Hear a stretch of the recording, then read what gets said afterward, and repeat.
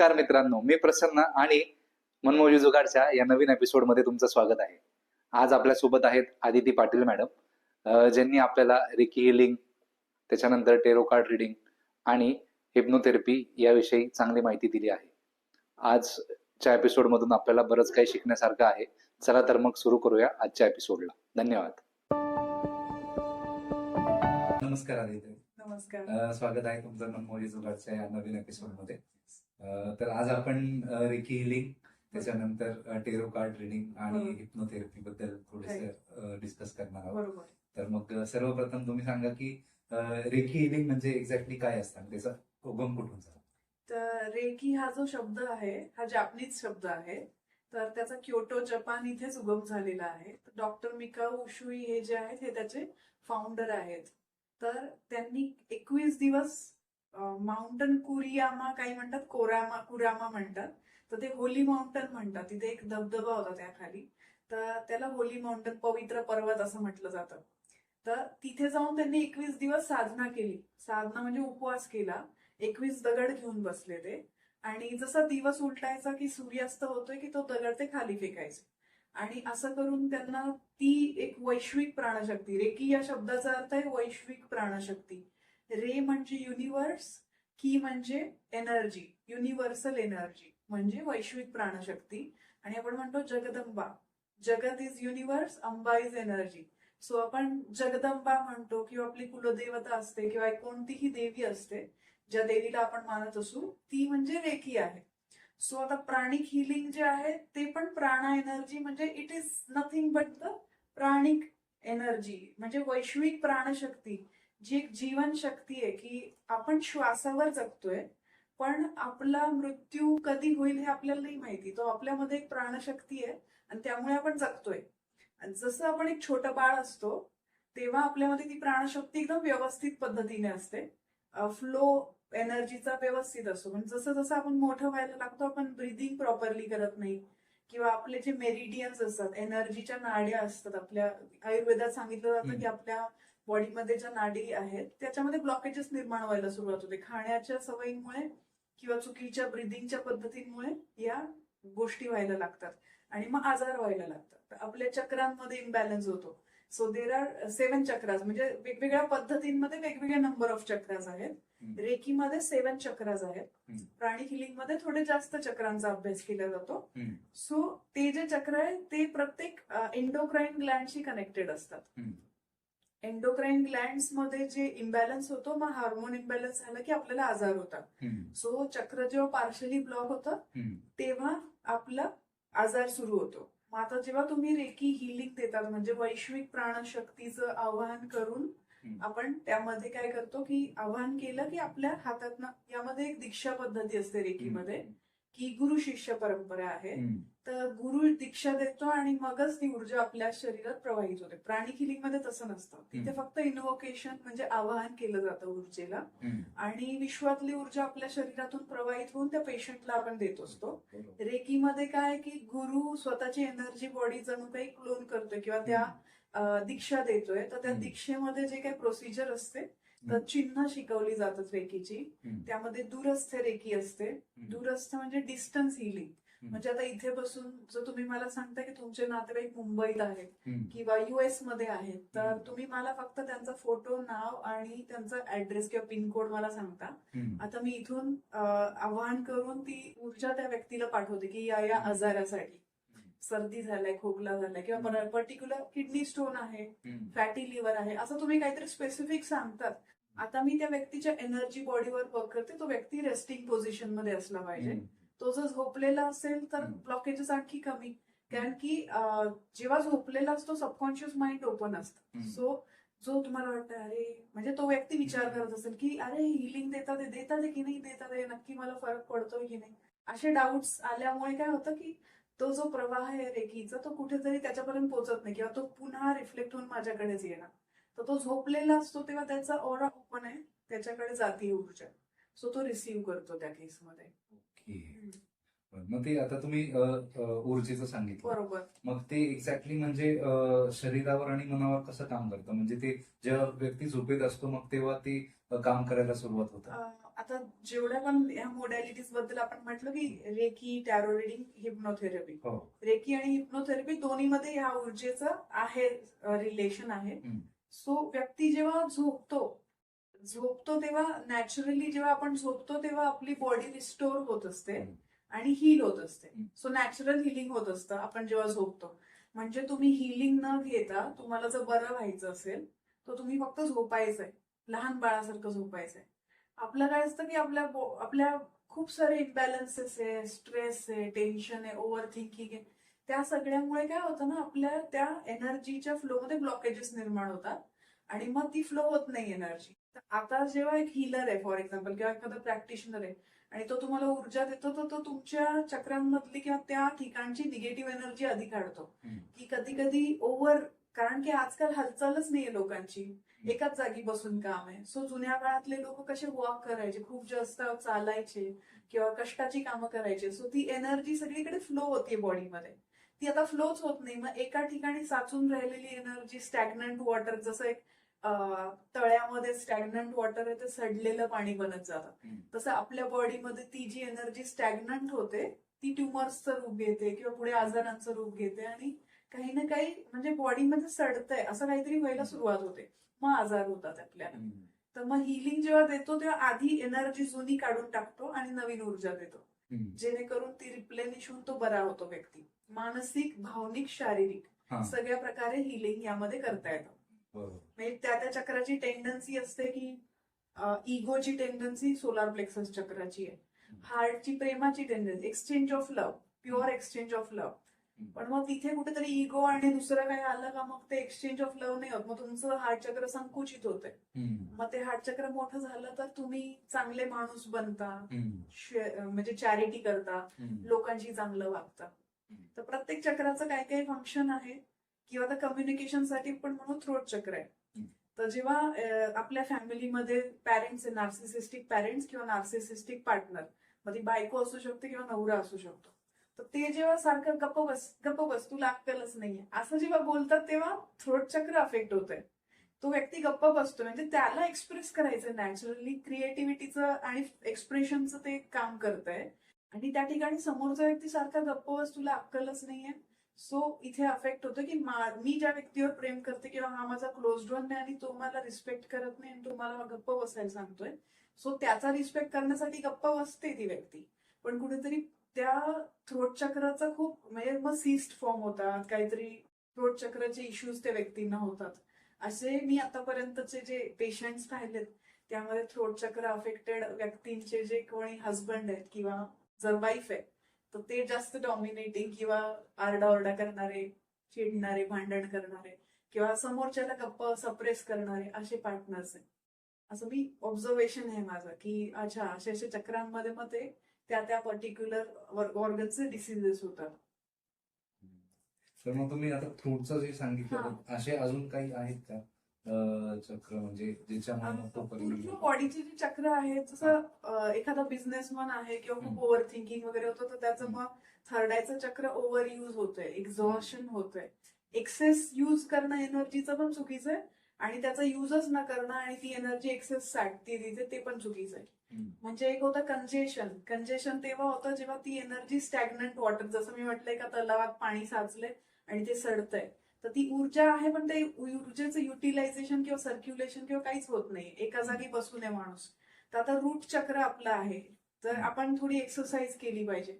तर त्याचा red colour आहे. आपण म्हणाल की मार्स जो ग्रह आहे, तर कुंडलीचे आपण ग्रह बघू ते सुद्धा या चक्रांशी कनेक्टेड असतात. सो प्लॅनेट्स आपल्या चक्रांना गवर्न करत असतात.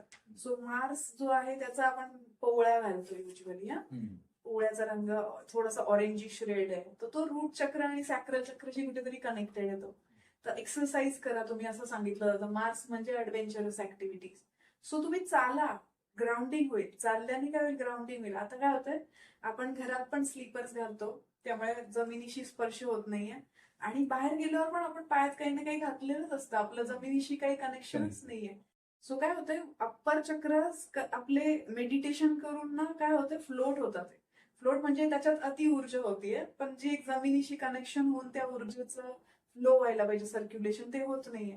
मग तुम्हाला पैशाचे प्रॉब्लेम येतात आणि तुम्ही जर बघाल की जितके कुठले असे साधू वगैरे असतात किंवा तुम्हाला सांगतात की तुम्ही ना अनवाणी चाला किंवा मला इतका पैसा मिळेपर्यंत मी व्रत करणार, मी चपलाच नाही घालणार, असे करतात काही लोक है ना. अशा लोकांच्या साधना बघितल्या असतील. मग ते महिनेभर किंवा नवरात्री असतात तेव्हा 9 दिवस चप्पल नाही घालायची असं ठरवतात लोक. तर ती काय केल्याने काय होतं, ग्राउंडिंग होतं त्या लोकांचं. ग्राउंडिंग होतं म्हणजे जमिनीतली ऊर्जा आणि त्यांच्यातली एक्सेस ऊर्जा सर्क्युलेशन होतं. इलेक्ट्रॉन्स जे आपल्या बॉडीमध्ये असतात त्याच्याने आपण नॉर्मलाइज होतो आणि मग रूट चक्र स्ट्रॉंग होतं. रूट चक्र स्ट्रॉंग झालं तर पैसा येणार आहे. रूट चक्र पैशाशी पण कनेक्टेड आहे. सो ते तुमच्या बेसिक सर्व्हायवलशी कनेक्टेड आहे. When you are struggling for survival that means your root chakra is weak. So जेव्हा तुम्ही झोपत नाही, लॅक ऑफ स्लीप किंवा lack of proper diet, protein खात नाही, उपाशी राहतात, अति उपाशी राहायचं बारीक होण्यासाठी, ते केल्याने, व्यवस्थित न झोपल्याने रूट चक्र वीक होतं. आणि म्हणजे आपल्या ओराला लेयर्स असतात. एक आभामंडल असतं आपल्या शरीराभोवती, त्याला लेयर्स असतात. तर त्याचा सगळ्यात जो एक इमिजिएट जो लेअर असतो तो रूट चक्राचा लेअर असतो.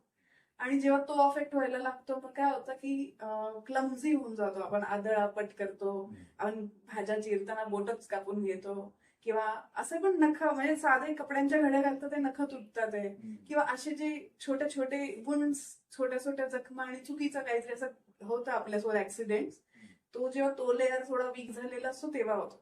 किंवा येऊन कोणीतरी आपल्याला ठोकलं म्हणजे आपला ओरा वीक झालेला आहे, श्रिंक झालोय आपण. किंवा समोरच्या क्रिटिसिझममुळे सुद्धा आपला ओरा वीक होतो कधी कधी, की आपण ना स्वतःला श्रिंक करून घेतो. आपण बसमध्ये बसतो तेव्हा ती एक जाडीबाई असते, ती अशा बसून बसलेली असते, आपण म्हणतो सरका आता ते सते असं बस एवढंच सरकतात. आणि एखादा व्यक्ती जो ओरिजिनली स्वभावाने थोडासा सेल्फ सॅबोटॅजिंग आहे, की तो स्वतःला कमीच समजतो, त्याला इन्फेरिटी कॉम्प्लेक्स आहे, त्याला जर सांगितलं सरकून बस रे, तू लगेच असं बारीक होऊन बसेल. तर तो त्याची टेंडन्सी ओरा श्रिंक करण्याची आहे. सो तुम्ही स्वतः कमवतात आहे ना, तुम्ही स्वतः जगतात आहे ना, तर देवाने तुम्हाला एक्झिस्टन्स दिलाय, तुम्ही तुमचा एक्झिस्टन्स असा ठेवा की माझा ओरा मोठा असला पाहिजे.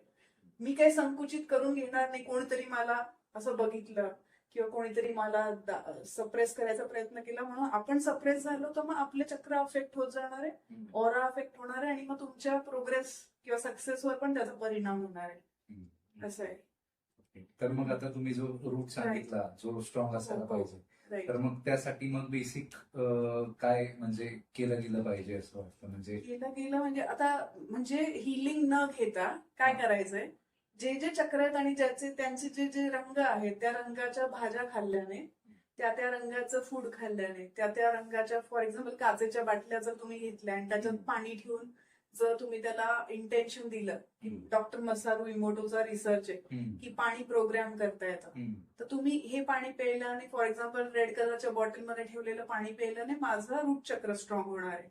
किंवा तुम्ही नॉर्मल बॉटलमध्ये ठेवा पण इंटेन्शन द्या की ह्या पाणी प्यायल्याने माझे सगळे चक्र अलाइन होणार आहेत, माझी ऊर्जा वाढणार आहे, माझी मेमरी वाढणार आहे. म्हणजे तुम्हाला जे इंटेन्शन द्यायचं ते तुम्ही देऊ शकता, की हे पाणी प्यायल्याने मला इतके पैसे मिळणार आहे का, मी इतकं, जितके तुमचं एक मॅनिफेस्टेशन असेल की मला या तारखेपर्यंत इतके पैसे कमवायचे, की मला दर महिन्याला एवढे रुपये मिळतात, ते 5 लाख मिळतात, ते 10 लाख मिळतात. तर हे पाणी प्यायल्याने माझ्यामध्ये अबंडन्सची पॉवर, समृद्धीची पॉवर वाढते आहे. असं तर ते पाणी यांना ब्लेस करतात तुम्ही, तर ती एनर्जी वर्क करणार आणि तुमचेच अफर्मेशन आहे, तुमचं सबकॉन्शियस माइंड प्रोग्राम होतंय, सो ते वर्क करणार. आधी तुम्ही आता सांगितलं म्हणजे एनर्जी ब्लॉकेज पण होत असतात, बरोबर तर बरोबर. मग ते कसं असतं आणि ते कसे दूर करता येतात? म्हणजे मग त्यासाठी पण हाच उपाय असतो का? म्हणजे पाण्याचा किंवा मग तुमच्या कलरच्या पाण्याचं पण तुम्ही करू शकता. प्लस एनर्जी ब्लॉकेज होतात कसे, तर मी तुम्हाला सांगितलं की जसं साचलेल्या तलावातलं पाणी सडत जातं, तसं आपण आपल्या बॉडीची जर नीट काळजी घेतली नाही, आपण जंक फूड खाल्लं, जंक फूड मध्ये काही काही जे पदार्थ आहे जसा मैदा आहे तो चिकटून बसतो आतड्यांना, सो तो फ्लो नाही होते, तो साचून राहणार आहे आणि त्याच्याने तुम्हाला पुढे जाऊन आजार होणार आहे. सो ते तुम्ही टाळा. तुम्ही जे फ्लो करणारी, ज्याच्याने तुमची एनर्जी क्लिन्झिंग नॅचरली होणार आहे असे पदार्थ खा, ज्याच्यामध्ये फायबर्स जास्त आहेत असे तुम्ही, फॉर एक्झाम्पल कोशिंबिरी तुम्ही जास्त खा. दही जे आहे ते प्रोबायोटिक आहे की त्याच्याने चांगले ऑर्गॅनिझम आपल्या पोटामध्ये जास्त तयार होतात आणि त्याच्यानेच आपले your gut is your second brain असं म्हटलं जातं. सो आपलं पोट जर चांगलं असेल तर आपल्याला इंट्युशन्स येतील, जे आपल्याला आपण म्हणतो की गट फिलिंग, मला फील झालं, मला वाईब्स झाल्या, हे आपण जे म्हणतो ते काय आहे? तर ते गट फिलिंग येण्यासाठी आपलं गट तर चांगलं पाहिजे. आपलं पोट नेहमी बिघडलेलं आहे किंवा काहीतरी प्रॉब्लेम्स आहे, आपण जंक फूड खाऊन आलो, पिझ्झा खाऊन आलो, मग त्या पिझ्झामध्ये चीज पण आहे, परत मैदा पण आहे, ते सगळं खाल्ल्यावरती पूर्ण पोटाचा हळूहळू वाटोळं होत चाललेलं आहे. किंवा बाहेरचं खाल्ल्याने काय होतं, किती वेळा तळलंय माहित नाही, कोलेस्ट्रॉल वाढतंय, फॅटी लिव्हर होतोय लोकांना. सो फॅटी लिव्हर म्हणजे परत तुम्ही ते बिचारे लोक, म्हणजे तुम्ही त्या म्हणजे आता हे व्हिज्युअलायझेशन आहे ना, हे पूर्ण खूप मॅजिकल फील्ड वाटतं मला. सो तुम्ही त्या ऑर्गन्सला ना, जसं एक इमोजीज असतात, स्माइली फेस असतात ना, तसं त्या ऑर्गन्सला बघा, की तो लिव्हर ना फॅटी लिव्हर झाल्यावर तो असं सॅड फेस करून बघतोय, की मी तुझ्यासाठी पूर्ण आयुष्य इतकं केलं, तू माझ्यासाठी इतकं नाही करू शकत. असं तुम्हाला जेव्हा फील होईल तेव्हा तुम्ही मग त्याचा डिटॉक्सिफिकेशनची काय प्रोसेस आहे, मग तुम्ही थोड्याफार गोष्टी स्वतःहून फॉलो कराल, की कच्चा आहार खाल्ल्याने किंवा मधून मधून कधीतरी उपवास केल्याने ते डिटॉक्सिफाय होणार आहे. तर काही या गोष्टी आहेत. प्लस म्हणजे तुमची लाईफस्टाईल तुम्ही चांगली ठेवली तर नॅचरली तुमची बॉडी हील होणार आहे. तुमचं जे बॉडी क्लॉक आहे ते तुम्ही फॉलो केलं, की 10 वाजता झोपलंच पाहिजे. जर तुम्ही रात्री उशिरा झोपाल तर ते बॉडीचे जे जे ऑर्गन डिटॉक्सिफाय होऊन रिस्टोर होणार होते ते नाही होत, मग तुम्हाला ते आजार व्हायला सुरुवात होते.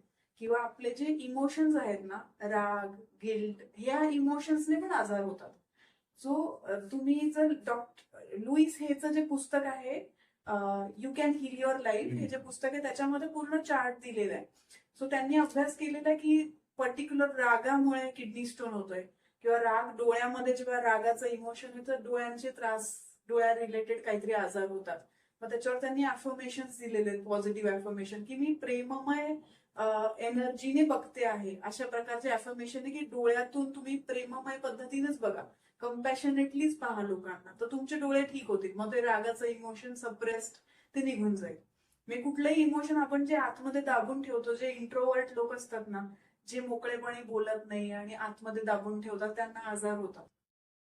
जे फटकळ असतात, बोलून मोकळे होतात, किंवा जे खूप एक्सप्रेसिव्ह असतात, की तुम्हाला वाटतं वायफळ बडबड करतोय हा व्यक्ती, तर तो वायफळ बडबड करणारा व्यक्ती जो असतो तो बरा राहतो, तब्येत चांगली राहते त्याची, कारण त्याचं फ्लो ऑफ एनर्जी चांगली राहते ते बोलल्याने.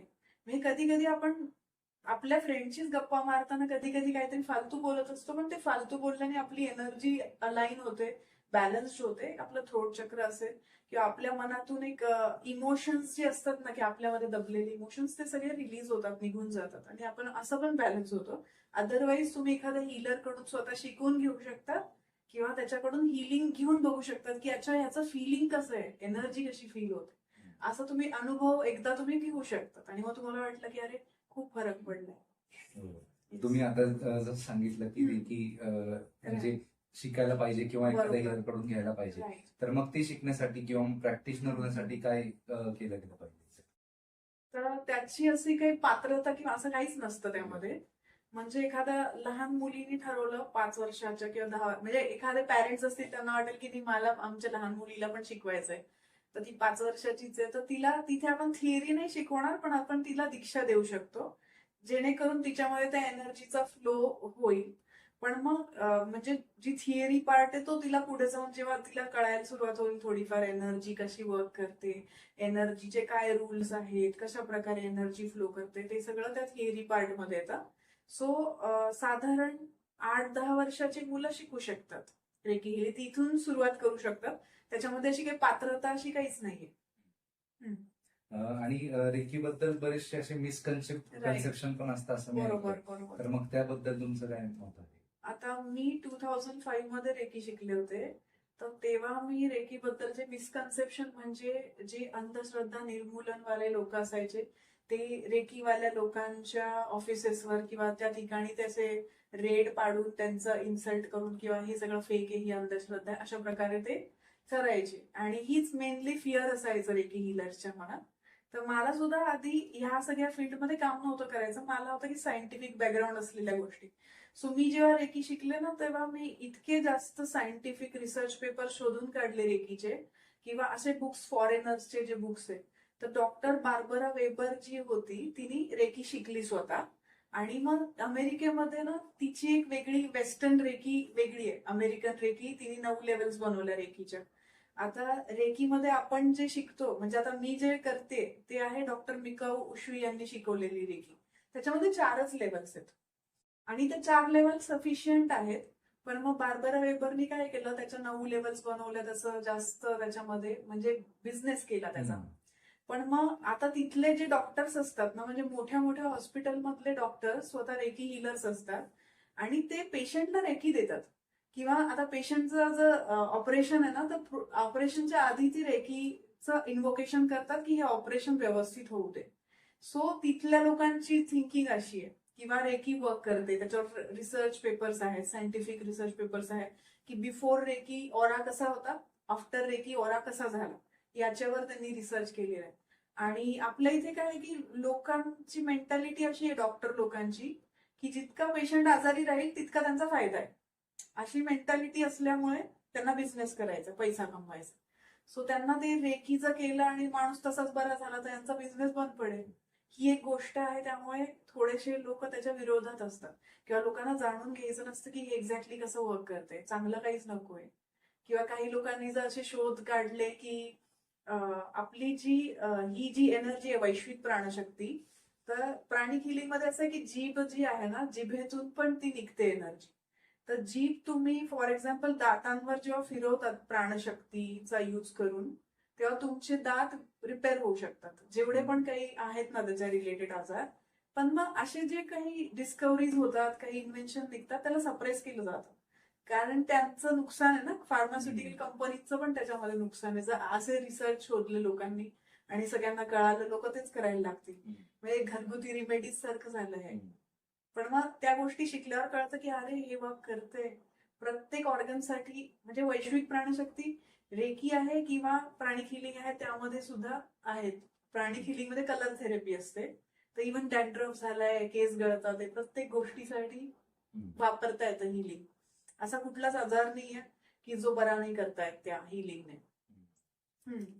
तर मग ते आता म्हणजे रेकी हिलिंग म्हणजे ते एक सायंटिफिकली प्रूव्हनच आहे आणि त्याच्यामुळे मग म्हणजे लोक हिल पण होत आहे आणि त्याच्यानंतर मग त्यांच्या जे पण काही जीवनशैली आहे त्याच्यामध्ये पण बराच फरक पडलाय. तसंच आता रेकी हिलिंग सारखंच टेरो कार्ड रिडिंग पण आहे, किंवा मग म्हणजे ते सारखंच आहे की म्हणजे त्याच्यात काही असं डिफरन्स असतो? ओके. रेकी हिलिंग ही हिलिंगची पद्धत आहे, म्हणजे आजार बरे करण्याची पद्धत आहे.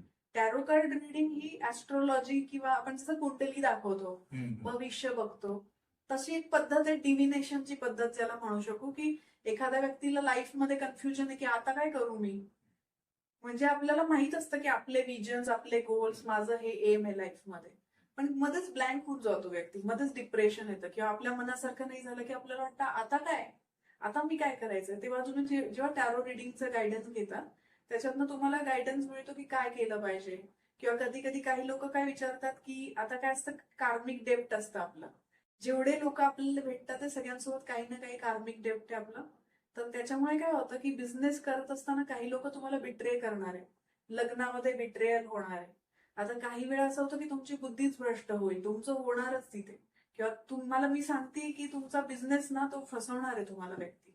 तो का फसवणार आहे, कारण मागच्या जन्मात तुम्ही एक्झॅक्टली तंतोतंत त्याच पद्धतीने फसवलेले आहे त्या व्यक्तीला. सो तो येऊन फसवणार आहे. आणि मी कार्ड्स मध्ये सांगतेय की तुमचं असं होणार आहे, ते म्हणतात नाही आम्ही नाही बिलीव्ह करत. मग तुम्ही आले, तुम्ही प्रश्न विचारतात आहे, त्याच्यामध्ये आपल्याला आन्सर मिळालंय की तुम्ही या व्यक्तीसोबत बिझनेस करू नका किंवा या पर्टिक्युलर व्यक्तीसोबत लग्न करू नका. असं सांगितल्यावर पण ते करतात, 1 वर्षांनी फोन करतात आणि सांगतात की तुम्ही सांगितलं तसंच झालं. असं काही काही बाबतीत मी सांगते, मी निगेटिव्ह प्रेडिक्शन्स करत नाही युजली. ऑलरेडी जो व्यक्ती डिप्रेशन मध्ये असतो तेव्हा जाऊन तो टॅरो रीडर किंवा ऍस्ट्रोलॉजीकडे येतो, आणि आणखी या लोकांनी घाबरवलं तर तो कायच होईल त्याच्यासोबत.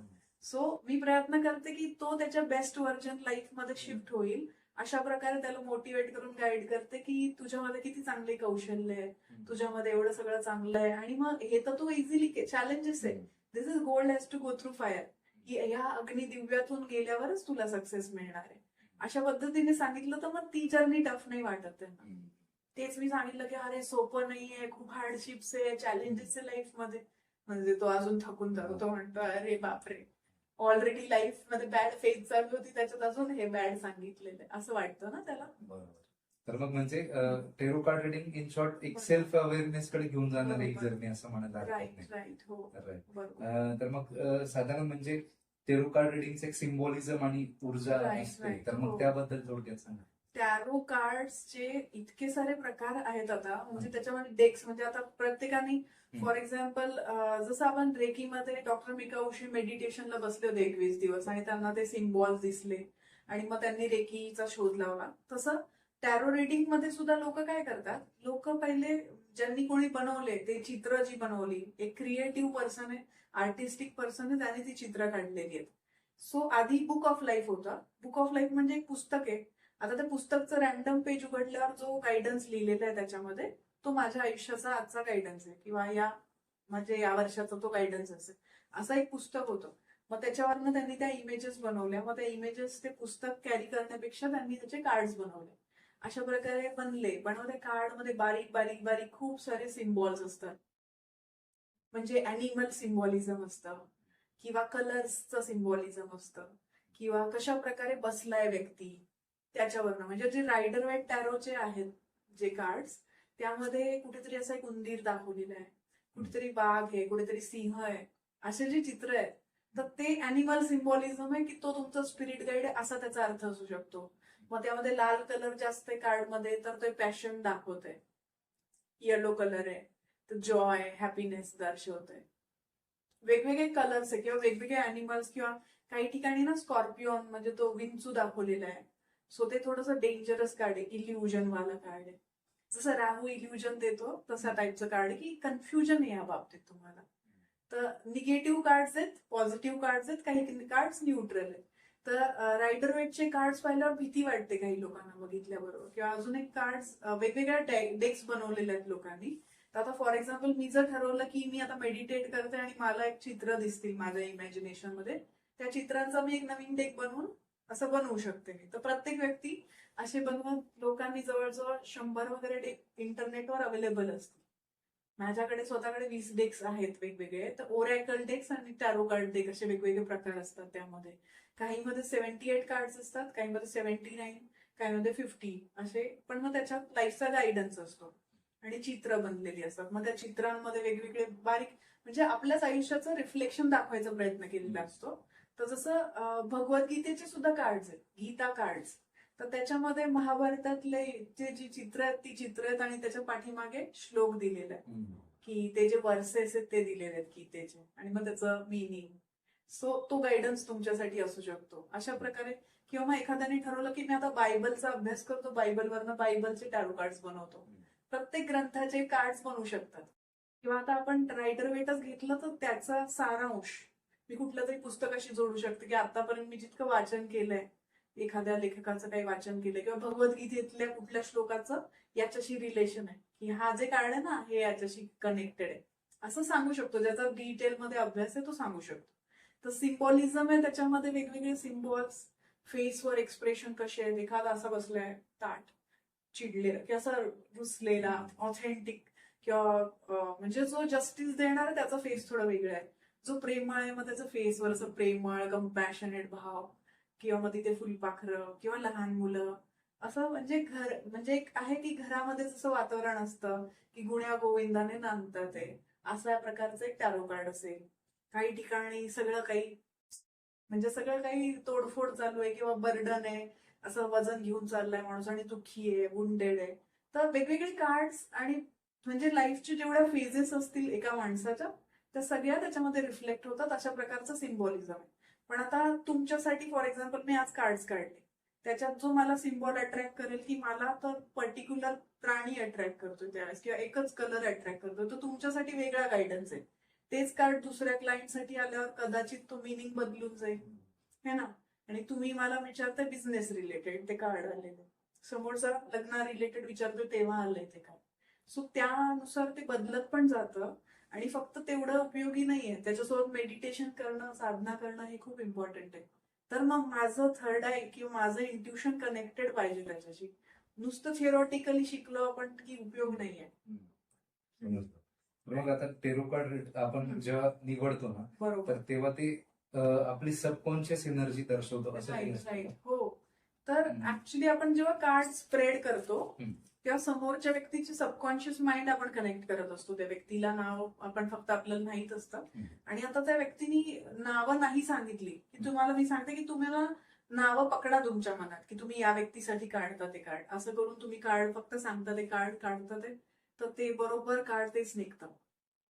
ओके अॅक्युरेट निघतात म्हणजे कार्ड. ओके की बऱ्याच वेळा असे रिलेटिव्ह किंवा असे काही लोक आले की चॅलेंज की नाही हे असं थोडी असतं, तुम्ही करून दाखवा आणि सांगा माझ्याबद्दल सांगा आता. आणि मग ते कार्ड बरोबर निघतात तसे की अरे अच्छा तुम्ही खोटं बोलता ते असं. कधी कधी कळतं त्याच्यातनं की खोटं सांगतोय समोरचा व्यक्ती. ओके म्हणजे टेरो कार्ड आणि इंट्युशन याचं हा. मग कोरिलेशन हो, आहे हो, असं हो. म्हटलं तरी म्हणजे हरकत नाही. जर एखाद्या व्यक्तीचा इंट्युशन पॉवर नाहीये आणि तो थेरॉटिकली कार्ड शिकला तर तो तितक्या चांगला सांगू नाही शकणार. थेरॉटिकल मिनिंग शिकलाय तो फक्त, तो ते कार्डचे थेरॉटिकल मिनिंग सांगणार समोरच्याला, तो तिथे कनेक्ट नाही करू शकणार. मग समोरच्याला पण वाटेल हे काहीतरी वेगळंच सांगतात आहे आपल्याबद्दल नाही हे. मग त्या कार्ड सोबत मेडिटेशन करणं गरजेचं असतं. आणि काही वेळा काही लोक काय करतात की टॅरो कार्ड्स आहे, पेंड्युलम आहे, हे जेवढ्या पण वस्तू आहेत डिव्हिनेशनच्या हे रात्री घेऊन झोपतात 21 दिवस. म्हणजे सुरुवातीला जेव्हा शिकतात ते तुमचा स्वतःचा ऑरा त्याच्याशी कनेक्ट व्हावा की हे माझे कार्ड्स आहे, माझी एनर्जी. किंवा त्या कार्ड्सला अट्यून सुद्धा करतात काही लोक. जसं रेकीमध्ये अट्यूनमेंट आहे, दीक्षा पद्धती आहे, कार्डला दीक्षा देतात की आपलं हार्ट त्याच्याशी कनेक्ट करतात, आपला ओरा कनेक्ट करतात, जेणेकरून तो व्यक्ती सांगणारा जास्त चांगलं सांगू शकतो समोरच्या बद्दल. आणि जेव्हा आपण टेरो कार्ड रीड करतो ना तर तेव्हा काही असे निगेटिव्ह कार्ड येतात तुम्ही हो, बोलले हो. होते. तर ते समजा म्हणजे डेथ असेल किंवा बरोबर. टॉवर असं काही कार्ड राईट असतात, राईट. तर मग म्हणजे त्याचा अर्थ असा काही वाईट असतो का? ऍक्च्युली वाईट असतो त्याचा अर्थ, पण आपल्या आयुष्याची एक फेज जेव्हा संपतीये तर ती एक मेंटॅलिटी आहे की फॉर एक्झाम्पल मी ना एक उदाहरण सांगते तुम्हाला. मी रिसेंटली मूवी पाहिला, मूवी खूप जुना मूवी आहे, प्यार तूने क्या किया नावाचा एक मूवी पाहिला मी. त्याच्यामध्ये उर्मिला मातोंडकर असते आणि ती एकतर्फी प्रेमात पडते आणि तो मॅरिड असतो आणि ती जेवढी वेडी होऊन जाते ना, आणि मी म्हटलं यार ती थोडीशी हुशार असती किंवा ती हिलर असती तर ती प्रेम असं वेडी नसती झाली, तिने एक डिटॅच झाली असती व्यवस्थित पद्धतीने. सो तुम्ही त्या गोष्टीला किती सिरियसली पकडून ठेवायचं ते तुमच्यावर डिपेंड करतं. किंवा प्रत्येकाच्या कुंडलीच्या ग्रहांनुसार पण त्या व्यक्तीचा स्वभाव बदलत जातो. काही लोक खूप ऑब्सेस्ड असतात, म्हणजे ती खूप लाडकी एकुलती एक आणि असं असते लाडात वाढले की मला जी वस्तू पाहिजे ती पाहिजेच अशा टाईपचं. तर तसं दाखवलं. मी म्हटलं बापरे असे लोक असतात. आणि म्हणजे क्लायंट माझे तसे नाहीये, होतात लोकांचे ब्रेकअप, क्लायंट जे येतात त्यांचे ब्रेकअप होतात किंवा त्यांना फसवलेलं असतं, ते डिटॅच होऊन जातात, रडतात, डिटॅच होतात. ते असं नाही की मला हासीलच करणं असं नाही असतात ते लोक. सो मी त्या क्लायंट्सला जेव्हा हिच्याशी कम्पेअर केलं की हा डिफरन्स आहे. आणि ते कार्ड्स मध्ये पण हेच आहे की एक every black cloud has silver lining. म्हणजे जेव्हा काळा क्लाउड आला त्याच्यानंतर सिल्वर लाईनिंग आहेच ना. म्हणजे तुमच्याकडे निगेटिव्ह कार्ड डेथचं आलं किंवा टॉवरचं आलं की झाला सत्यानाश. सत्यानाश हा तुमचं रिडिरेक्शन आहे life. It is a God's protection. Redirect करतोय गॉड दुसरीकडे तुम्हाला. म्हणजे ट्रॅजेडी झाली, काहीतरी झालं तुमच्यासोबत, त्याच्या पुढे बघा ना दुसरा एक रस्ता उघडला. एक म्हणजे तुम्ही तुमच्या डोळ्यात अश्रू भरलेत तर तुम्ही त्या बंद दरवाजाकडे बघता. ते एक ओपन झालाय दरवाजा ऑपॉर्च्युनिटीचा, तिकडे बघतच नाहीये. सो लोक नाही बघत. आणि ऍक्च्युली देवाने खूप मोठा दरवाजा उघडलेला असतो. एक छोटसे ते इमेजेस असतात की एक छोटा टेडीबेअर काढून घेतलं देवाने आणि मोठं टेडीबेअर पाठीमागे लपवलंय की तुम्ही स्वतःसाठी विश केलेल्या गोष्टी आणि देवाने तुम्हाला दिलेल्या गोष्टी याच्यातला जो डिफरन्स आहे, अशा जस्ट इट्स अ तुमचं परसेप्शन, तुम्ही कसं बघता त्या गोष्टीला. So tower is very good card की त्याच्यानंतर तुमची खूप प्रोग्रेस होणार आहे, ट्रान्सफॉर्मेशन. की एक अळी जेव्हा त्या ह्याच्यातनं बाहेर निघते कोकून मधनं आणि फुलपाखरू बनते, ती प्रोसेस जशी तशी टॉवर प्रोसेस आहे. टॉवर जळतोय त्याच्यातनं उडी मारा, बाहेर पडा आणि तुम्हाला फ्रीडम मिळेल. मग असं आहे ते. बरोबर. टॉवरच्या आत राहत असताना तुम्हाला फ्रीडम नव्हता ना, बंदिस्त राहावं लागत होता तसं पण. आणि तो बर्निंग टॉवर आहे तर तुम्ही उडी मारलं तर जिंकणार तुम्ही, पुढे जा असं आहे. डेथ पण, डेथ म्हणजे डेथ ऍक्च्युअल डेथ नाही होत असते. डेथ म्हणजे फेज इज ओव्हर. लाईफची फेज संपली, एक सायकल संपली. तुम्हाला लेसन शिकायचा होता, तुमचा 7.7चा शनी आला, त्याने तुम्हाला शिकवलं, ठोकून ठोकून बनवलं, तयार केलं. आता तुम्ही एक चांगले व्यक्ती बनलेत पुढच्या फेजसाठी. अशा पद्धतीने त्याचं गाईड करता येतं, पण लोक घाबरवतात कधी कधी, असं आहे ते. मग ते घाबरवता म्हणजे या दृष्टीने घाबरवत असतील की ते हा. प्रोफेशनलिझमच्या ह्याच्याने किंवा मग पैसे कमवण्याच्या ह्याच्याने. हा, मग तुम्ही हा, remedy मग करा, तुम्ही पूजा remedy करा करा. आमच्याकडे, हा, असं असतं ओके. कधी कधी. हा, समजतं. पण मग ते आता म्हणजे तुम्ही हम्म. टेरो कार्ड रिडिंग बरोबर. तर मग असे काही बदल घडलेत का लोकांचे, म्हणजे एखाद्याचं डेथ कार्ड आलं किंवा बरोबर, टॉवर कार्ड आलं बरोबर. आणि मग त्याच्यानंतर Right. मग ती त्या लाईफने असं ड्रास्टिक चेंज घेतला, म्हणजे बरोबर. निगेटिव्ह लाईफ होती मग पॉझिटिव्ह Right, झालं, right. हो. असं काही झालं? आता मेनली तर मी ते सांगितलं की एक मुंबईचा क्लायंट होता, ज्यांनी ती मुलगी जी होती ती डिवोर्स्ड होती आणि त्याला लग्न करायचं होतं तिच्याशी, तो अनमॅरिड होता. आता मी सजेस्ट केलं असतं की कर लग्न, म्हणजे कार्ड्स नाही आले ना तसे. कार्ड असे खराब आले की बाबा ती तुझ्या डोक्यावर नीरच वाटणार आहे, ही खूप चिडखोर व्यक्ती आहे, ही भांडकुदळ व्यक्ती, हिला खूप सारा ट्रॉमा आहे, ट्रॅजेडीज आहे काहीतरी, सो ते कॅरी करते ती आणि ती तुझं डोकं खाणार आहे. ते दुरून डोंगर साजरे असतात तोपर्यंत, अरे किती छान, मी हिचं रेस्क्यू करणार आहे आणि मी हिला वाचवणार आहे या सगळ्या सिच्युएशन मधून, ती किती ट्रॅजेडी मधून आणि दुःखातून चालली, असं एक फिलिंग असतं प्रत्येकाला, सिंपती येते. जवळ आल्यावर आपल्या सोबत राहायला लागल्यावर कळतं ना ती व्यक्ती कशी आहे. सो मी त्याला सांगितलं होतं नको करू लग्न, तू थोडे दिवस थांब, वेट अँड वॉच, ऑब्झर्व कर आणि मग लग्न कर पाहिजे. ऐकलंच नाही, केलं, करून घेतलं लग्न. हा 1 वर्षाने फोन केला की तुम्ही असं सांगितलं होतं, तुम्ही जसं जसं सांगितलं एक्झॅक्ट तंतोतंत तसंच घडलेलं. सो त्याने ते सांगितलं फक्त की असं, तर की टॅरो कार्ड्स अॅक्युरेट सांगतात बऱ्याच वेळा आणि ऐकत नाही, कारण की ते त्यांचं कार्मिक डेप्ट होतं काहीतरी मागच्या जन्मीचं, ज्यामुळे त्यांनी नाही ऐकलं. आणि मग आता टेरो कार्ड जर शिकायचं असेल बरोबर. तर मग ते कसं शिकलं ते जातं? तुम्ही म्हणजे ते खूप सारे टीचर इंटरनेटवर अवेलेबल असतात, अच्छा. किंवा म्हणजे ज्या लोकांना ना सुरुवातीला आपल्याला खरंच शिकायचंय का नाही असं कन्फ्युजन आहे, त्यांनी सरळ काय करावं, युट्यूबवर जावं, तिथे टॅरो रिडिंग कोर्स आणि कोपऱ्यामध्ये ते 3 डॉट्सवर क्लिक करावं, तिथे प्लेलिस्ट क्लिक करावं. प्लेलिस्ट मध्ये फ्री कोर्सेस 100 पेक्षा जास्त सापडतील. प्रत्येक न्यूमरोलॉजी, कुंडली, सगळे सगळे सगळे जेवढे प्रकारचे कुंडलीचे प्रकार आहेत का, केपी आणि काय, ते सगळे लोकांनी प्लेलिस्ट मध्ये 100 व्हिडिओ एका प्लेलिस्ट मध्ये असे बनवलेले आहेत. सो फ्री नॉलेज आधी घ्या, मग तुम्हाला वाटतं की नाही आपण फ्री नॉलेज नाही घेतलं पाहिजे, आता फ्री घेतलं तर फ्री द्यावं पण लागणार आहे तुम्हाला, सो तुम्ही पे करा. मग त्या व्यक्तीला एक तर डोनेट करा किंवा एका प्रॉपर व्यक्तीकडे जाऊन सर्टिफाईड कोर्स करा, पे करून शिका. पण मग टीचर टू टीचर चेंज पण होतं थोडंफार. कधी कधी खूप मोठे ब्रँड्स आहे म्हणून ते चांगलं शिकवतात असं नसतं, ते त्यांचं मार्केटिंग आहे, पण ते अर्धवट नॉलेज देतात कधी कधी, की तुम्ही त्यांच्या पुढे नाही गेलं पाहिजे, अशा प्रकारे ते कमी नॉलेज देणार. अशी वृत्ती नकोय, तुमची स्वतःची पण तशी वृत्ती नकोय की मॅक्झिमम तुम्ही समोरच्याला द्याल तर देव तुम्हाला अजून देईल, अजून देण्याच्या लायक बनवेल. असा कर्माचा हा जो रूल आहे तो प्रत्येक ठिकाणी वर्क करतो. बरोबर. आणि तुम्ही अजून एका हिलिंग वर काम करता म्हणजे हिप्नोथेरपी. तर मग हिप्नोथेरपी म्हणजे काय आहे, तो शब्द म्हणजे ऐकला ना की लोक ना असं एक घाबरतात, म्हणजे काहीतरी आहे बुवा असं.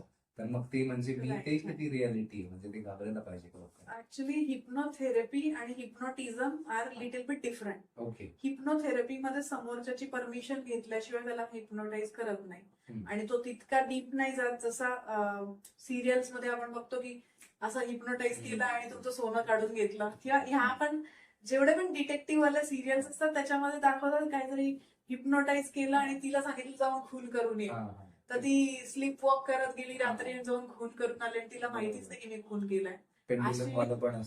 मला दाखवतात सिरियल मध्ये. मॅक्झिमम जे मिसअंडरस्टँडिंग येते त्यामुळे आहेत. सो कधी कधी काही काही सेल्समन येऊन तुम्हाला हिप्नोटाईज करतात आणि असं होतं, ते ऍक्च्युली वर्क करतं. पण जे हिप्नोथेरपिस्ट असतात, जे प्रॉपर ऑफिसेस मध्ये वर्क करतात, ते तसं करत नाही, युजली तसं करत नाही. आणि काही एथिक्स असतात त्यामध्ये, तर ती तसं, हिप्नोज शब्दाचा अर्थ आहे टू स्लीप, परत स्लीप आलं, म्हणजे रेकीमध्ये पण तुमची झोप सुधारतीये, हिप्नोथेरपीने पण तुमची झोप सुधारतीये.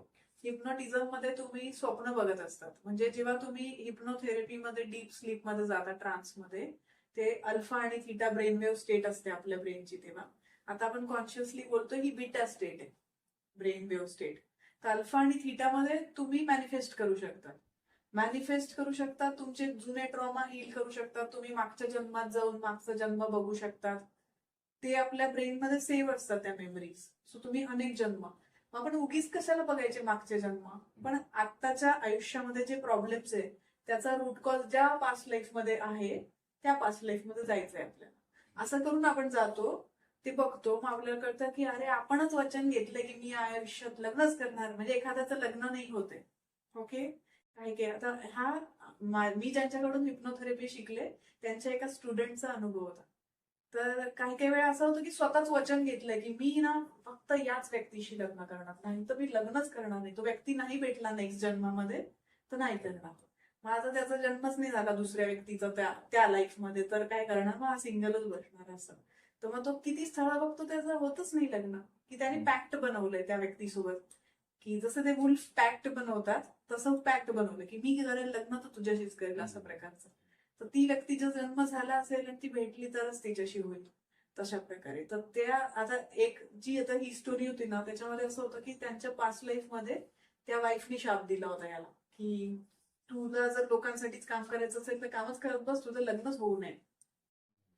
तिथे तिला म्हणजे मुलबाळ पण झालेलं नव्हतं लग्न करून. मग त्यांनी रिग्रेशन केलं, तिची माफी मागितली आणि तिला सांगितलं की तूच आता माझी, म्हणजे असं की तिला माफी मागितल्यावर मग ती नेक्स्ट जन्म आता तोच चेहरा, सेम चेहऱ्याची बायको त्यांना या जन्मात भेटली. असं म्हणजे मिरॅक्युलस होतंय. हो. असं होईलच असं नाही, पण मग अशा गोष्टी घडतात की मिरॅक्युलसली गोष्टी चेंज होतात. आपले स्वतःचे बिलीफ किंवा आपण आपल्या शत्रूच्या घरात जन्म घेतलेला असतो कधी कधी, तर पॅरेंट्स सोबत काही जणांचं पटत नाही. मग हे ना खूप सारे असतात की नार्सिसिस्टिक पॅरेंट्स, काहीतरी असे प्रॉब्लेम्स असतात वेगवेगळे, किंवा सासर जे निवडतात तिथे ते शत्रूंच्या घरात जातात असं असतं. तर ते सगळे प्रॉब्लेम्स, किंवा कधी कधी ना सासू खूप प्रेम करत असते सुनेवर असं पण असतं, आणि मुलगा वाईट असतो. मग ते सगळं पास्ट लाईफ बघून त्याच्यामध्ये त्याचं कळतं की काय स्टोरी होती पास्ट लाईफ मध्ये. अच्छा, यांनी मारून टाकलं होतं हिला, हो, असं सगळं त्याच्यामध्ये डिटेल कळाले. किंवा ते माफ फॉरगिव्हनेस करून हील करायचं, मग इथे त्यांचं नातं सुधारतं. हो. म्हणजे मग ती कॉन्शियस आणि सबकॉन्शियस लेवलवर त्याचे Right. म्हणजे तो इफेक्ट होत असतो. आणि त्या व्यक्तीला hypnotherapy. लक्षात राहतं पूर्ण. अच्छा. हो म्हणजे आपण हिप्नोथेरपी जर हो, चालू हो. केली तर ते त्या व्यक्तीला मागच्या जन्मात काय झालेलं ते ते पण मग ते दिसतं. दिसतं. ओके. किंवा आता चाइल्डहुड मध्ये नेलं की आता तुम्हाला आठवतच नाही चाइल्डहुड मध्ये तुम्ही काय काय केलेलं, छोट्या छोट्या गोष्टी काहीतरी. पण तुम्हाला जेव्हा हिप्नोथेरपी मध्ये ट्रान्स मध्ये ना तुम्हाला एकदम डिटेल मध्ये दिसेल की अरे माझा डब्याचा रंग कोणता होता, माझ्याकडे अशा कलरची बॉटल होती, मग तो मुलगा मला असं म्हणाला होता. म्हणजे ती मेमरी गेलेली आहे तुमची, पण तुम्हाला अचानक आठवेल अरे तो मुलगा काहीतरी म्हणाला होता मला, माझा फ्रेंड, त्याचा माझ्या मनावर परिणाम झालाय त्या ठिकाणी, असं तुम्हाला अचानक दिसेल त्या ठिकाणी. आणि मग ते तुम्ही मला सांगाल तेव्हा मी ते हील करणार. किंवा आता फॉर एक्झाम्पल तुम्ही स्टेजवर उभे लहानपणी 5 वर्षाचे है ना, आणि तुम्ही भाषण देतात. आता भाषण देताना ना काहीतरी चुकलं तुमचं आणि तुम्हाला आठवलंच नाही आणि सगळे हसायला लागले. याच्या पुढे तुमच्या मनावर काय परिणाम झाला की यार मी जाणारच नाही स्टेजवर याच्या पुढे, आणि माझा सगळे लोक हसले, मला वाईट वाटलं, रडू आलं तेव्हा. तर आता तिथे मी काय व्हिज्युअलाइज करवणार तुम्हाला की तुम्ही 5 वर्षाचा तो सीन परत व्हिज्युअलाइज करा. त्या मुलाच्या मागे तुम्ही ऍज अ पॅरेंट उभे आहात, आत्ताचे जे तुम्ही आहात ते उभे आहात, आणि त्याला तुम्ही त्याच्या कानात सांगता की अरे डोंट वरी, होते अशी चूक, काही नाही, हे बघ हे वाक्य असं बोलायचंय तुला, हे बोललं की बघ आता बघ कसे सगळे टाळ्या वाजवते. आणि तुम्ही त्याला ना सांगतात, आश्वासन देतात की I am there for you, don't worry, everything is good. आणि मग तो आता तिथून व्हिज्युअलाइज करतो आपण पुढे की आता चांगलं भाषण देतोय, छान वाक्य बोलला आणि सगळ्यांनी टाळ्या वाजवायला सुरुवात केली. हे व्हिज्युअलाइज झाल्यावर कॉन्फिडन्स परत आला. आता इथून पुढे तो माणूस जेव्हा पण मोठा झालेला माणूस आहे अडल्ट, तो जे एक स्टेज डेअरिंगचं फिअर मनात बसलो होतं ते निघून गेलेलं आहे की अरे काही नाही, फिअर होतं लहानपणचं काहीतरी, निघून गेलं. आता नेक्स्ट टाइम तुम्ही जाऊन लोकांशी बोलू शकता. सोशल अँझायटी सुद्धा असते. चाइल्डहुड मध्ये तुम्ही इंट्रोवर्ट एक स्टुडंट आहात, ग्रुप ऑफ मुलं आहेत जे रॅगिंग करणारे किंवा बुलिंग करणारे मुलं आहेत, तुम्ही गेले का उगीच आपलं हे करून हसायचं, ग्रुप ऑफ पीपल. तुमच्या मनातच बसतं की अरे दरवेळेस माझ्यासोबत असंच होतं की मला एकटं पाडतात, बॉयकॉट करतात आणि ते हसतात, त्यांचा ग्रुप आहे माझ्याबद्दल काहीतरी चर्चा करतात असं. तर दरवेळेस तुम्ही कॉलेजला गेल्यावर परत त्या टेंडन्सीज पॅटर्न्स अट्रॅक्ट करतात. किंवा एखाद्या व्यक्तीचं जेव्हा सेपरेशन होतं किंवा ते वापस तेच पॅटर्न अट्रॅक्ट करतात, same type of partner attract करत राहतात ते लोक. तो पॅटर्न ब्रेक करण्यासाठी पण हिप्नोथेरपीचा युज होतो. ओके. आणि म्हणजे आता तुम्ही बोलले की स्टेज डेअरिंग असतं, म्हणजे ते एक फिअरच असतं. Fear त्यामुळे आहे. आपण फिअर ऑफ फेल्युअर पण म्हणू बरोबर. शकतो. हो, एन्झायटी असते, Anxiety, डिप्रेशन हो. असतं, ऍडिक्शन असतं. बरोबर. मग त्याच्यावर मग Addiction, hypnotherapy प्रभावी असते का? ड्रिंकिंग हो अच्छा. या सगळ्या ज्या हॅबिट्स आहेत त्याचं रूट कॉज शोधून काढून मग त्याच्यावर ते काम करायचं. तशी ओके. स्क्रिप्ट बनवून मग ते work म्हणजे करायचं. आपण ते ऍडिक्शन कुठून चालू झालं तर कुठून तिथून चालू मग ते तो झालं. हो. रोकॉज शोधून तो Right. ब्रेक करायचा आणि हो. मग त्याच्यानंतर मग त्याच्यावर मोस्टली काम ब्रेकअप झालेलं असतं आणि मग हा. व्यक्ती त्या ब्रेकअपच्या फ्रस्ट्रेशन मध्ये मग स्मोकिंगच करा का ड्रिंकिंगच करा असं चालू होतं. करायचं. मग त्याचं मूळ जे ठिकाण आहे की त्या ठिकाणी त्याला हे की that is not the definition of true happiness. हम्म. ते तुला त्रास करून घेतोयस ना तू स्मोकिंग करून किंवा ड्रिंकिंग करून. हम्म. तर ते तू स्वतःला काय पनिश करतो, तुला समोरच्यानी फसवलेलं तर तू स्वतःला पनिश करून स्वतःला त्रास करून घेतोय. मग त्या ठिकाणी त्याला हे रिअलाइज करून देणं पण इम्पॉर्टंट आहे की तुझ्या आई वडिलांनी तुला या दिवसासाठी नाही मोठं केलं का यांनी जे शिक्षण दिलं तुझ्यावर पैसा खर्च केला. एखाद्या मुलीच्या प्रेमात वेड होऊन आणि असं स्वतःला वाईट सवय लावून घेऊन डिस्ट्रक्शन करून घ्यायचं स्वतःचं याच्यासाठी नाही मोठं केलंय तुला. त्यांनी जो पैसा घालवला तुला जर दुसऱ्यावर घालवायला लागला तेवढा पैसा तर तू घालवणार आहे का? तुला कसं वाटेल मग? ह्या गोष्टी कॉन्शियसली काउन्सिलिंग मध्ये सांगितल्या जातात किंवा कधी कधी व्हिज्युअलाइज कराव्या लागतात की त्या लोकांचे चेहरे आई वडिलांचे चेहरे त्यांना त्या हिप्नोथेरपीमध्ये की ते कसं बघतात आहे, त्यांना कसं वाटतंय. तर त्या प्रेमाखातीर ते सोडायला तयार होतात. तसं करता येतं. किंवा मग नवीन व्हिज्युअलायझेशन की त्या हॅबिटला रिप्लेस करून आता तुम्ही पाणी पितात आहे, दारूच्या ऐवजी पाणीचा ग्लास आहे. म्हणजे पाण्याच्या ग्लासाने तुम्हाला एनर्जी मिळते आणि तुमच्यामध्ये सगळे चांगल्या गोष्टी होतात. तर हळूहळू तो बघतानाच त्याचा पर्स्पेक्टिव्ह चेंज होऊन जातो कधी कधी. समजलं. हम्म. म्हणजे ते इफेक्टिव्हच आहे म्हणजे आहे तुम्ही- इफेक्टिव्ह हा. पण कधी कधी काही काही गोष्टी जसं रजनीकांत हिरोला बघून सिगरेट चालू केली असेल तर मग काही काही बाबतीत मध्ये नाही वर्क करत की ते आयडियल ठेवून आहे ना की तो अरे गुंडा लोक घेतात सिगरेट असं हिरो लोक घेतात असं बघितलं असेल किंवा कुठला तरी फॉरेनचा तो असं सिगार घेऊन असं कुठला बघतो बसतो तसा असेल तर ते थोडंसं अवघड जातं करायला. ओके. Otherwise works. आणि मग ते एन्झायटी डिप्रेशन वर पण सेमच सेम वर्क करतं एन्झायटी. मेन म्हणजे असं आहे की you have to accept yourself. तुम्ही लोकांच्या ओपिनियन्सला जास्त महत्व दिलं, तो काय म्हणाला ती काय म्हणाली की आपण आपली सेल्फ इमेज डाऊन करून घेतो. मग आपल्याला त्रास होतो. त्याच्यापेक्षा मिरर वर्क करा. म्हणजे तुम्ही हिप्नोथेरपी पण घेऊ नका. आरशात बघायचं, स्वतःच्या डोळ्यात बघायचं प्युपिल्स मध्ये आणि त्याच्यात म्हणायचं I know what I am, I know my journey. असं स्वतःला म्हणायचं की I love you, I am proud of you. मला माझी जर्नी माहितीये, मी काय सॅक्रिफाईस केले, काय कॉम्प्रोमाइज केले मला माहितीये. लोकांना माहितीये का नाही. मग त्यांच्या मतांना काय अर्थ उरत नाही. त्या मत म्हणजे मत आहे, ठीक आहे, फॅक्ट नाहीये. मला माहितीये सगळं, आय नो बेटर. असं करून तुम्ही जेव्हा करतात तेव्हा तुमच्या डोळ्यात पण एक चांगला स्पार्क येतो. तुम्ही बघाल की शाहरुख खान जेव्हा जुन्या मुव्हीज मध्ये किंवा जुन्या सिरियल्स मध्ये कसा साधा भोळा दिसायचा, नंतर त्याच्या डोळ्यात एक स्पार्क आला. सो तसा स्पार्क येतो ऍक्च्युली जेव्हा तुम्ही ते मिरर वर्क टेक्निक वापरता. इव्हन साधारण ते टिकटॉक पण होतं, त्याच्यात लिपसिंकिंग व्हिडिओ बनवून पण कॉन्फिडन्स यायचा लोकांना की कॅमेराला फेस करण्याचं किंवा स्वतःच्या डोळ्यात कंटिन्युअस बघतोय व्यक्ती प्रॅक्टिस करता, त्याच्याने पण कॉन्फिडन्स वाढतो. डोळ्यात चेंजेस होतात. मग म्हणजे तुम्ही जर करून पहा, जे पण बघत असतील लोक त्यांनी करून पहा मिरर वर्क. स्वतःला मोटिवेट करायचं, येस यू कॅन. म्हणजे जर तुम्ही संदीप माहेश्वरीचे व्हिडिओ बघत असाल आसान आहे तर स्वतःला आरशात बघून म्हणा आसान आहे, you can do it, you can do anything. Affirmations पण म्हणू शकतो. अफर्मेशन्स म्हणू शकतात. पण मग अफर्मेशन्स इतके झालेत की लोकांना ते वाचून ते थिअरॉटिकल होऊन जातं आणि मग ते ब्रेन रिसीव्ह नाही होत. ओके. सबकॉन्शियस एक्सेप्ट झालं पाहिजे. म्हणजे म्हणतोय मी की मला 1 करोड रुपये पाहिजे, माझ्याकडे 1 करोड रुपये प्रेझेंट टेन्स मध्ये म्हणायचं असतं अफर्मेशन. माझ्याकडे ऑलरेडी 1 करोड रुपये आहे. मग आतून ब्रेन का आतून कॉन्शियस माइंड म्हणतात हे तुझी लायकी आहे का, तुला नसेल पाहिजे एवढे पैसे. सो तुम्ही जे तुम्हाला डायजेस्ट होईल की ऑलरेडी माझ्याकडे आहे असं म्हणा, तर मग ते होईल. किंवा मग तुम्ही त्या सबमिनिल जे फ्रिक्वेन्सी असतात, साऊंड फ्रिक्वेन्सी, त्या ऐका. मग ट्रान्समध्ये जा आणि मग ते तुमच्या आवाजात रेकॉर्ड करून ठेवा, ऐका मग अफर्मेशन की you are awesome, you are amazing. तर ती एक एनर्जी अशी काम करताना पण एनर्जी नाही तसं गळाल्यासारखं तुमची ड्रुपिंग पोस्चर नकोय तुमची, गळाल्यासारखं बसले तोंड उतरूनच बसले तो. मग तुमच्याच्याने काहीच होणार नाहीये. तुमची पोस्चर पण अशी पाहिजे की yes I can do it, असं ते एनर्जी पाहिजे, एन्थुझियास्टिक, एक्साइटेड. एक्झॅक्टली. तर ते अफर्मेशन होतं. पण छोटे छोटे अफर्मेशन वापरा, मोठे मोठे वाक्य मग ते लक्षात ठेवायला आणि तेच कॉम्प्लिकेटेड होऊन जातात. जसे थेरपिस्ट युजली मोठी वाक्य लिहून देतात. मग ते वाक्य पूर्ण लक्षात ठेवा किंवा वाचून मग म्हणा. त्याच्यापेक्षा छोटी छोटी वाक्य घ्या. I am strong, I am powerful, I am fearless, असं सगळं छोटं छोटं घ्या. किंवा जो तुमचा इश्यू असेल त्याच्या अपोजिट वाक्य लिहा. ओके. म्हणजे तुम्हाला जर स्कॅर्सिटी असेल सगळीकडे, तर तुम्ही म्हणा आय एम अबंडंट, माझ्याकडे खूप पैसा, जगामध्ये पैसा विपुल प्रमाणात आहे आणि तो माझ्याकडे फ्लो होतोय. सो ते ब्लॉकेजेस मी रिमूव्ह करतोय माझ्यातले. नकारात्मक बोलायचं नाही फक्त बाकी. लाल रंग पाहू नका, असा डोळे बंद करून लाल रंग पाहू नका, तर लालच रंग दिसणार. सो आपण छोट्या मुलांना पण किंवा स्वतःसाठी पण अफर्मेशन जेव्हा म्हणतो असं करू नको, तेच करायची इच्छा जास्त होते. असं आहे. म्हणून जे पाहिजे ते विशेषण वापरा आणि तसं करा. समजलं. आता तुम्ही हिप्नोथेरपीचे एवढे सेशन्स घेतले, तर मग एखादा एकदम असा आठवणीतला म्हणजे तुम्हाला प्रसंग आठवत होता?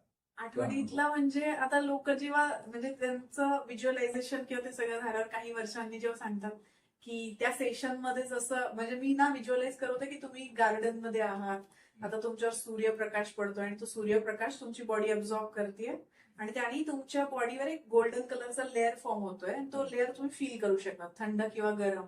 आणि त्या सूर्यप्रकाशाने तुमच्या डीएनए मध्ये ट्रान्सफॉर्मेशन, म्युटेशन होतंय अशा प्रकारचं. You are living your best version life. तुम्ही यंग होता, ते तुम्ही ब्युटिफुल दिसतात, जे टाकायचं टाकू शकतात. ते केल्यावर ना लोकांना ऍक्च्युली सूर्याच्या प्रकाशात, किंवा मी जेव्हा ऍज अ पेशंट हिप्नोथेरपी घेतली होती तर मला पण हे अफर्मेशन सूर्याचं मला खूप आवडायचं. तर सूर्याचा प्रकाश आपल्या अंगावर पडल्यावर आपल्याला त्रास होतो युजली. मला आता किती पण कडक प्रकाश पडला ना तरी ते बॉडीवर असा लेअर फॉर्म झाल्यावर तो फील होतं. आणि ते बॉडीला एक प्रोग्रामिंग, सेल लेवलला प्रोग्रामिंग झालंय. ते नॉट ओनली सबकॉन्शियस लेवल, तर सेल लेवलला प्रोग्रामिंग झाल्यामुळे तो प्रकाश ऍब्झॉर्ब करते बॉडी, तुमच्यामध्ये ट्रान्सफॉर्मेशन होते, आता तुम्हाला जास्त शक्ती येते. किंवा कधी कधी छोट्या मुलांना की नुसती तुम्ही म्हणजे आता बुलिंग करणारी मुलं आहेत तुम्हाला त्रास देणार, त्या ठिकाणी फक्त तुम्ही हाताची मूठ वळली की तुम्हाला स्ट्रॉंग फील होतं. एवढंच फक्त त्यांना प्रोग्रामिंग केलं. हा अँकर म्हणतात याला, की हाताची मूठ वळली की तुला स्ट्रॉंग फील होणार आहे, कॉन्फिडंट फील होणार आहे, असं म्हटलं की त्याला ते फील होतं. तर अशा प्रकारचे लोकांचे अनुभव लोक फोन करून सांगतात की अच्छा तुम्ही त्या सेशन मध्ये जसं सूर्याचं सांगितलं होतं त्या आम्हाला खरंच, जेव्हा सूर्य बाहेर निघतो, पाऊस पडतो किंवा कधी एरोप्लेन दिसतं, म्हणजे मी वेगवेगळ्या लोकांना विचारून घेते त्यांचे काय आवडी निवडी आहे, त्यानुसार त्यांना त्या ठिकाणी घेऊन जाते. तर ते बघणं, ते व्हिज्युअलाइज आतमध्ये जेव्हा मनात व्हिज्युअलाइज होतं ना, ते खूप चमत्कारिक वाटतं. किंवा कधी कधी एखाद्या व्यक्तीला ब्लॉक केलेल्या व्यक्तीशी बोलायचं असतं, मनातलं फ्रस्ट्रेशन, क्लोजर नाही मिळालेलं असतं, की मला खूप बोलायचं होतं त्या मुलीशी आणि तिने ब्लॉक करून टाकलं मला. आता त्या ठिकाणी मी त्यांना त्या गार्डन मध्ये नेऊन बसवते, मग ती मुलगी भेटायला आली, आता मनातली सगळी भडास काढून टाकली, मोकळा झाला. आता व्यक्ती मूव्ह ऑन करू शकतो ना मग ऍटलिस्ट. मग काय कधीतरी काय होतं की ती अनब्लॉक पण करते असं केल्यावरती. तर अशा चमत्कारिक गोष्टी होतात त्याच्यामध्ये. ओके. तर आता तुम्ही म्हणजे रेकी हिलिंग, हिप्नोथेरपी आणि टेरो कार्ड रीडिंग, जर तुमच्या म्हणजे लोकांना सेशन्स घ्यायचे असतील तुमच्याकडून, तर मग काय करावं लागेल? म्हणजे आपण आता डिस्क्रिप्शन मध्ये तुमचा नंबर आणि सोशल मीडिया हँडल देऊ, आणि मग जे इंटरेस्टेड असतील मग तुमच्याशी कॉन्टॅक्ट करू शकतील. तुम्ही जी माहिती दिली, म्हणजे टेरो कार्ड रीडिंग काय असतं, हिप्नोथेरपी काय असते, त्याच्यानंतर रेकी हिलिंग काय असतं, याबद्दल खूप उपयुक्त माहिती दिली. आणि याच्यातून म्हणजे लोकांना हील व्हायला किंवा मग अजून नवीन लाईफ जर्नी स्टार्ट करायला मदत होईल असं म्हणजे अपेक्षा आहे. आणि तुम्ही तुमचा एवढा अमूल्य वेळ दिला त्याच्यासाठी धन्यवाद. धन्यवाद हा व्हिडिओ शेवटपर्यंत बघितल्याबद्दल. असेच नवनवीन विषयावर चर्चा करण्यासाठी आम्हाला विषय कमेंटमध्ये कळवा आणि व्हिडिओ लाईक करा, सबस्क्राईब करा आणि शेअर करायला विसरू नका. धन्यवाद.